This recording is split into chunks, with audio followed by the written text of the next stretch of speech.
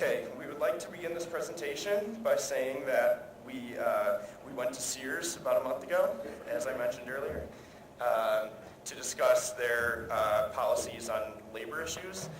We presented them the demands that we asked Sears publicly discloses the names and addresses of factories it uses around the world to produce the goods sold at Sears and Kmart stores. It is clear that if Sears factory suppliers are in full compliance with all labor law and human rights laws, and with the core internationally recognized worker rights standards of the International Labor Association, there is no reason to hide these factories. Point 2. Therefore, as the Youth Labor Committee, we call upon Sears to guarantee that the legal rights of any worker making goods at Sears Kmart will be respected, including the right to organize a union. Third, therefore, as the YLC, we call upon Sears to take the lead in guaranteeing that no worker making Sears Kmart products will earn less than the subsistence cost necessary to house, clothe, feed, and educate their families. We presented them these demands. We gave a few speeches, and they replied with, go online, check our global compliance program. It's a pretty good program. So we did that. Their global compliance program is on a single page. Their first point is compliance with the law, and I'm going to read you that point. Sears Holdings will only produce merchandise in factories that we consider reputable and whose business and labor practices conform to the requirements of applicable law and our program requirements. Where our program sets a higher standard, it will prevail. Sears Holdings will not do business with companies that violate the law and will terminate factories that do. I would like to refer to the PowerPoint. Next slide. Hanes Global Standards for Suppliers. Sears actually sells Hanes. I'm sure you guys are aware. Hanes clearly states on their website, as typical with many companies, we often find non-conformance to our high standards during these audits. So they directly say on their website that they don't often meet the standards of audits, but Sears states here that their program sets a higher standard and that it will prevail. And they don't do businesses with companies that violate the law. Sorry about that. So why do they still sell Hanes? That's the question we need to ask. In 2009, 20 factories were disapproved with the audits conducted from Hanes.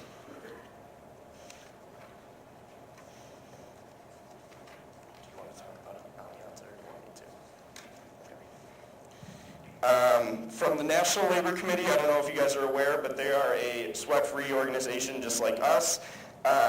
They kind of guided us up from the beginning. Charles Carnaghan wrote an article called Alianza Fashion. This is a sweatshop in Guatemala. This factory produces for Macy's, Sears, Kohl's, Charming Shops, Kellwood, and Belk. They have been found to violate a lot of labor and worker rights issues. Their regular legal work week in Guatemala is 44 hours. At Alianza, the official shift is from 7:30 a.m. to 4:10 p.m.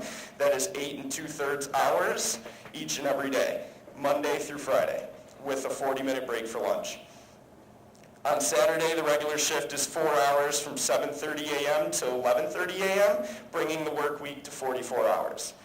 What's actually happening, from a testimony, a woman sewing operator, she said, our working time is from 7:30 a.m. to 4:10 p.m., but that is a lie, because we get out at 6:10 p.m. or 7:40 p.m., as it's impossible to reach the goal by 4:10 p.m. We can't do it, so we have to stay working until we reach the target of 1,200 pants per module or line. This is obviously a problem. They clearly state on their global compliance under working hours, they say, except in extraordinary business circumstances, workers shall not be required to work, inclusive of overtime, more than the legally prescribed limits of 60 hours, whichever is less. And the 1 day off in every 7-day period shall be provided. Production facilities shall comply with applicable laws and entitle workers to vacation time, leave periods, and holidays. They're obviously breaking that in this factory when you calculate the total hours of their work week, when they work until 7:40 p.m. instead of 4:10 p.m., that equates to about 71 and a half hours a week.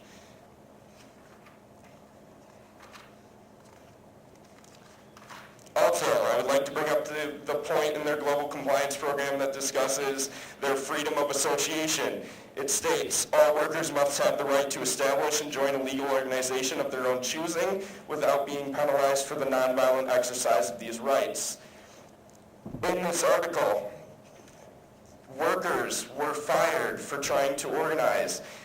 There were 14 workers that were illegally fired, and they were all involved in this unionization. So they are obviously not exercising the right of unionization. Okay, next, what I want to talk about is Nike. Nike has received a lot of pressure over the years to release their factory locations, and because there was so much pressure, they actually had to do so. We actually have a list of their factory locations up here. It's in about size 5 font. I think you guys can relate to that, and it's about 8 pages. I would say it's over 1,000 factories. And you are able to get that online now. Nike has seen a rise in their sales reports ever since they did so because people are able to trust Nike. This is simply what we are asking Sears to do. Other than asking them to unionize, we are simply just asking them to release their factory locations so that us students can actually perform the audits ourselves or request the audits ourselves instead of trusting the company to do so, because obviously their system is not working. Emily Voiles, a member of the Youth Labor Committee, is going to talk about Bangladesh fires that happened recently, where Sears is actually involved.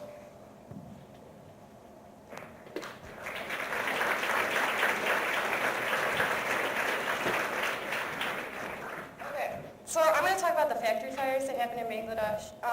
On Tuesday, December 14th, 4 days after we went and talked to Sears, a Bangladesh factory caught on fire due to careless management. This connects to the global compliance right in the environmental and health and safety section, and I'll read both of those to you right now. The health and safety states, conditions in all production and residential facilities must be safe, clean, and consistent with all applicable laws and regulations and the program requirements. The environmental compliance states, adherence to all local laws protecting the environment is required. Factories must conduct business so as to minimize the impact to the environment, including the reducing waste and maximum recycling. So obviously it doesn't really connect to either of those. The health and safety, it said 28 workers died and over 85 were injured in the fire. Here's a picture of it too. And there's a part in the article that we found from the Clean Clothes campaign. It says, the other labor right organizations have regularly contacted buyers sourced from Hamim about violations of freedom of association and other labor standards at the company's factories. According to this group website, their buyers are presently Walmart, H&M, Next, JCPenney, Kohl's, Squeeze, Sears, Target Store, Charming Shoppers, Carrefour, Index, Miss Itam, and Migros and Celio. So Sears is definitely part of that. Eyewitnesses said that 2 of the 6 exits were locked, and the following of the 28 deaths, it was on the news once. I haven't seen it more than once on the news though.